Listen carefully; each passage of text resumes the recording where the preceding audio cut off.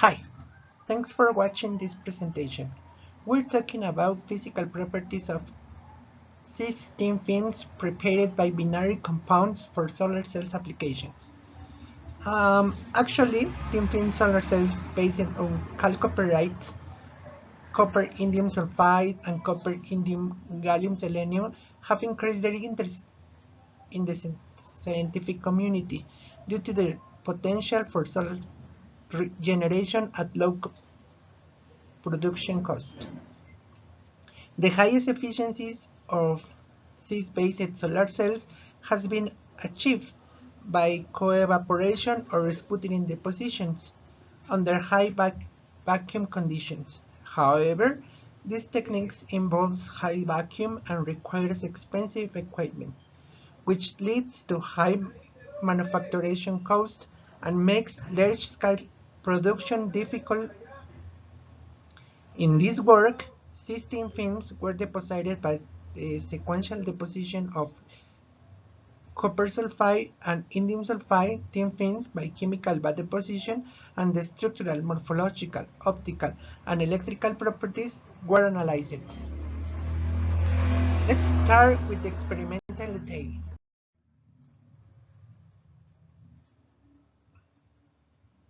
We deposit by chemical bath deposition two films.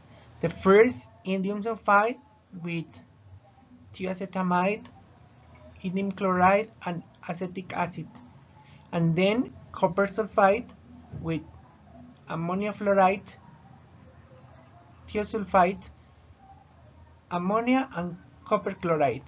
And we're based on this reaction.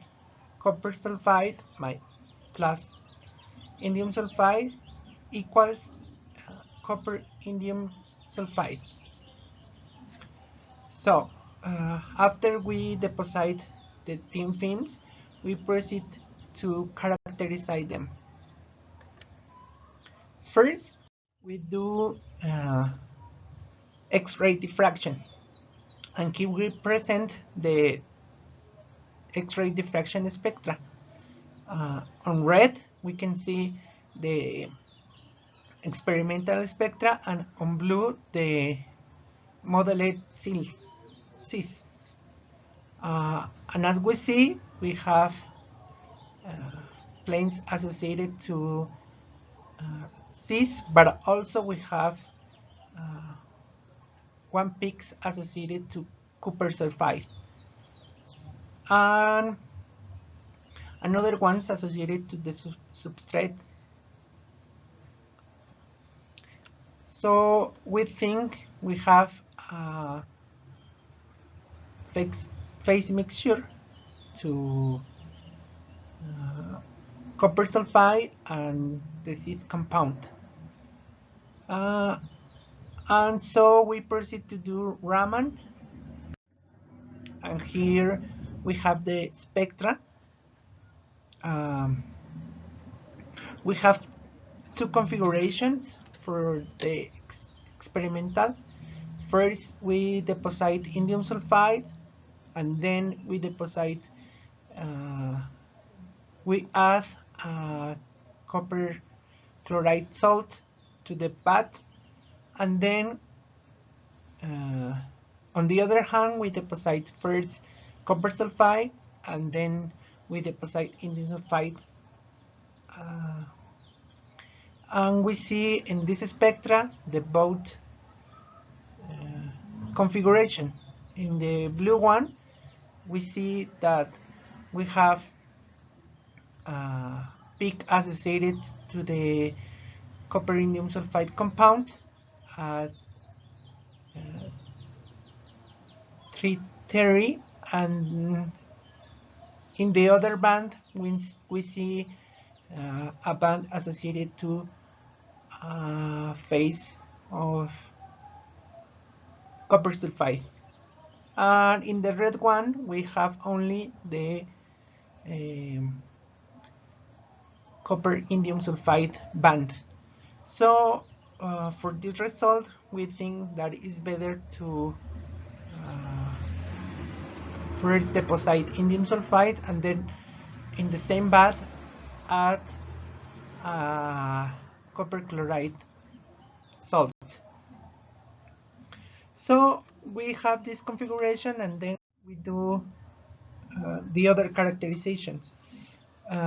We measure the electrical properties of these films, and we have sheet resistance of 3.8 ohm square and a resistivity of the 2.5 ohm centimeter. And we obtain films with a thickness of 120. And we do the same characterization, and we show the same images. And as we see, we have homogeneous film, and we have a little conglomerate in the surface. But we think that these conglomerates are from the same composition of the film. So we do the EDS analysis, and we obtain that we have 46% of sulfur, 22% of copper, and 32% of indium. And after that, we did the transmittant for these films, and as we see in the spectra, we have films that are not so much transparent in the visible region, but as we are speaking of absorbing material, the transparency is not required parameter. So we do this characterization in order to measure the band gap, and we do the tau adjustment, and we obtain a band gap around 1.5 electron volts. So this is kind of the Hub value. And finally, we have that in the literature, we have that for efficient thin solar cells, we need to have a proportion of copper indium around 1.8. In our films, we obtain around 0.6. So as we see in the voltage in the IV curve, we have just the effect of a diode, but we don't have any response because we don't have the right proportion for this kind of solar cells. So as conclusion, the X-ray diffraction and Raman spectra reveals that a secondary phase of copper sulfide are present in the films, and in the literature shows that the correct proportion for this kind of films is 1.8, but by this technique we have a proportion of 1.6. So we think we have to improve this part, and the transmitted spectrum shows a transparency of 50% in the visible region, and the tau adjustment reveals a band gap value of 1.8 electron volts.